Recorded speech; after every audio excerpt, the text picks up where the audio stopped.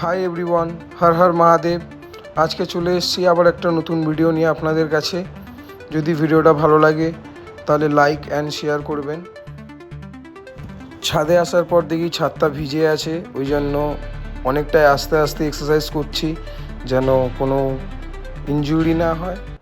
তো আপনাদের বলি, ইনি হচ্ছেন আমার মা। উনি ছাদে এসেছিলেন, তো আমি ভাবলাম কিছু প্র্যাকটিস তো একা করা যায় না, তো মাকে বলি হেল্প করার জন্য। তো মা কিছুক্ষণ আমাকে হেল্প করলো প্র্যাকটিসের জন্য। তো কিছুক্ষণ মাকে বলটা নিয়ে প্র্যাকটিস করালাম। মাকে এতটা বোঝালাম যে কখন বলটা ছুটতে হবে। মা ঠিক বুঝে গেছে আর ঠিকভাবেই আমাকে বলটা দিচ্ছিল। তো সব প্র্যাকটিস একার দ্বারাই হয় না, কারোর হেল্প লাগে, তার জন্য আমাকে আমার মা হেল্প করলো। দেন আমি 50 থেকে 60 বার স্কিপিং করলাম। দেন বল নিয়ে চলে এলাম, বল কন্ট্রোলিং।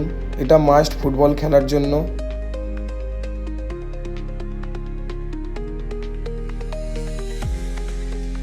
তারপরে বলটা নিয়ে ইনসাইড আর আউটসাইড করছিলাম, বাট ছাদটা এতটাই ভিজে যে ভয় লাগছিল। এখন আমি ইনজুরি চাই না, কারণ সবে সবে শুরু করেছি। তারপরে আমি বলটাকে নিয়ে আউটসাইড ইনসাইড করা শুরু করলাম। তো আমি প্রতিদিনের টার্গেট রেখেছি 100টা করে পুশ প্র্যাকটিস।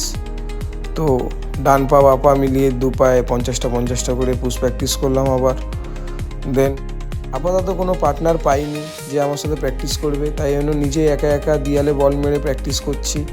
যদি আপনাদের ভালো লাগে তাহলে প্লিজ আমাকে সাপোর্ট করবেন আপনারা। সো গাইজ, ভিডিওটা যদি আপনাদের ভালো লাগে প্লিজ শেয়ার অ্যান্ড লাইক করবেন, ফলো করতে ভুলবেন না। আমি আসবো আবার একটা নতুন ভিডিও নিয়ে। চলো টাটা।